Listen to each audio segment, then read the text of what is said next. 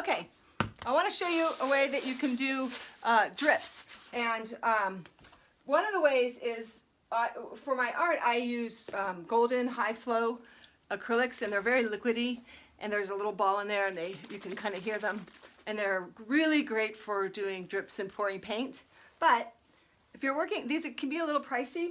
So if you're working with kids, another way to do this is to use your acrylic paint, tempera paint, whatever your kids are using. And I put a couple colors out on my palette.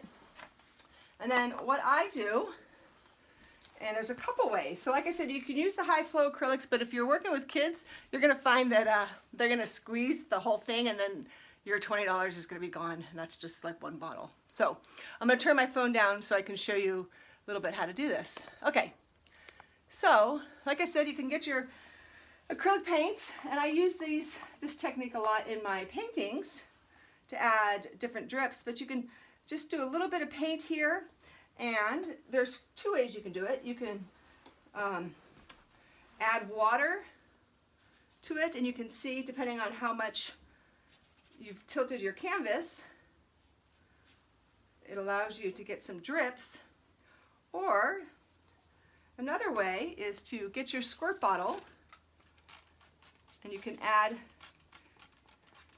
extra drips through using your squirt bottle. So the same thing goes, let's do it just a couple colors. If you turn your canvas, you'll see that your drips will start to go another way. So let's go ahead and do another color here. Let's go with some blue. And I'm going to go all the way across the top. And there's no wrong way to do this. It really is just about playing, and I could watch color or paint move all day long.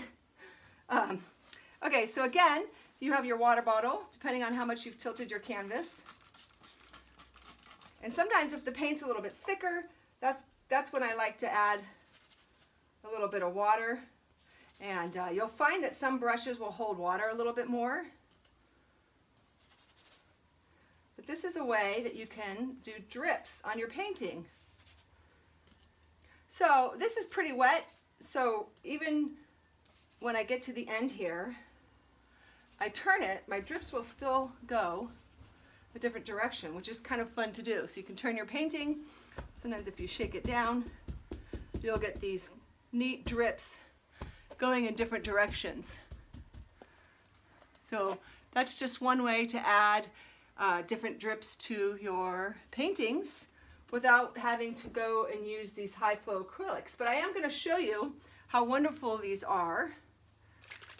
And I have not promoted by golden high flow acrylics. I just have a slight addiction to them, that's all.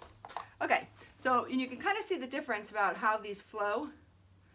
These are created to flow, and you can see it's a little bit slower, so it gives you a little bit more control. So by the time I got to the end here, and obviously I'm holding my painting up a lot more, and it's still dripping. So they're a little thicker too, and that's the difference between using the water and using the, using like acrylic paint and painting it on and using water or spraying it. So, all right, there's a couple ways, a couple little tips on dripping paint.